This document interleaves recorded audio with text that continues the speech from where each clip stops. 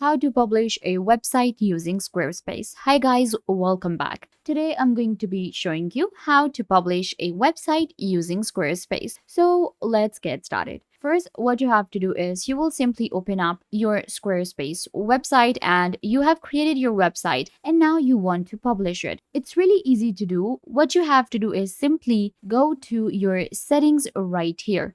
You will be able to find this panel here. Go to settings. You will find this panel right here. Simply go to settings. Now in settings, the first option we get is site availability, and you can see it says private. Click on site availability and it will open up your site availability for you. Now we have our private, protected, and then we have a public website option. This is where we can publish our website. You can see right here, it will allow me to add my website as a public and everybody will be able to see it and it is going to be published. So in order to actually publish, you will have to buy a plan on Squarespace. But if you have a plan, then just simply go to settings, site availability, and go on public. Once you click on public and click on save changes, then your site will be published.